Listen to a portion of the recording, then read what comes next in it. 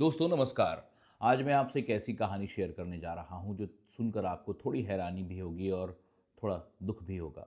तो बात है पीएम इंटर्नशिप स्कीम की। सरकार ने बड़े ज़ोर शोर से इसे लॉन्च किया था। इसे अक्टूबर 2024 में लॉन्च किया गया था। कहा था कि 1.25 लाख युवाओं को इंटर्नशिप मिलेगी, ट्रेनिंग मिलेगी, महीने के 5,000 रुपये मिलेंगे और फिर शायद नौकरी भी लग जाएगी।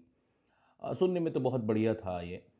मुझे भी अच्छा लगा था, आपको भी अच्छा लगा होगा कि चलो लोगों को कुछ ना कुछ नौकरी मिल रही है, कुछ अच्छा हो रहा है। लेकिन भाई द हिंदू को ये रिपोर्ट है और लोकसभा में सरकार ने जो आंकड़े पेश किए हैं वो देखकर जैसे दिल टूट गया है।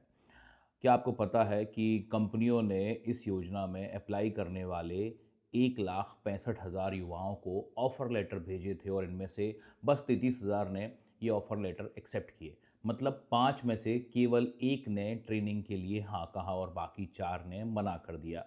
जिन 33,000 ने हाँ कहा था उनमें से भी केवल 6,618 ने बीच में ही इंटर्नशिप छोड़ दी। इसका मतलब है कि यहाँ भी हर 5वाँ इंटर्न भाग गया बीच में से। अब सोचो कि बेरोज़गारी का इतना रोना है देश में, नौकरी के लिए लोग तरस रहे हैं, फिर भी लोग इस स्कीम को ठुकरा रहे हैं। क्यों? मैं आपको बताता हूँ क्यों।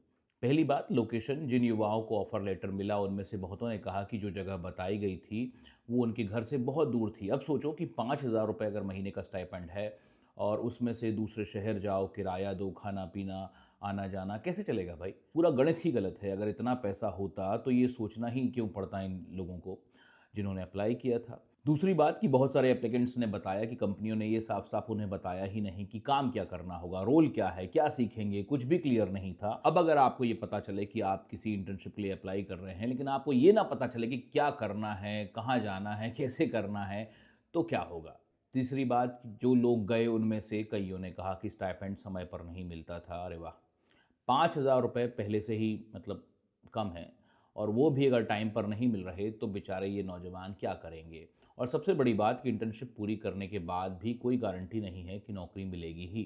तो 1 साल तक मेहनत करो एक कंपनी के लिए, कम पैसों में घिसो और अंत में बेरोज़गार का बेरोज़गार ही रहना हो सकता है कि रहो। तो अब ऐसा कौन करना चाहेगा?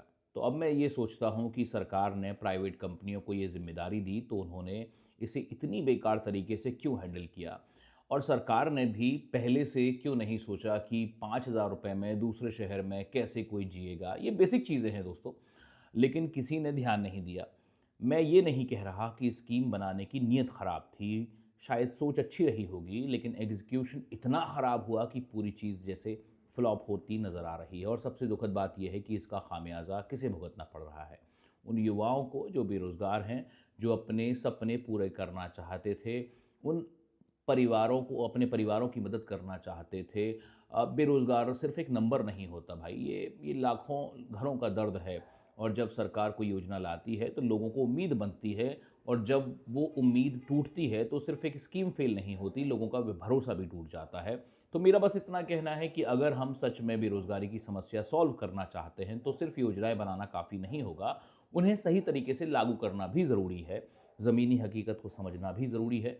तो दोस्तों अगर आपको ये बात सही लगी तो इस वीडियो को लाइक करें, शेयर करें और मेरे चैनल को सब्सक्राइब करें ताकि लोगों को ये बात पता चल सके, लोगों तक ये वीडियो पहुंच सके। और कमेंट में ये भी बताइए कि आपकी इस बारे में राय क्या है, क्या आप इस बारे में सोचते हैं, इस पूरे मामले के बारे में। तो शुक्रिया, मिलते हैं अगले वीडियो में, बने रहिए।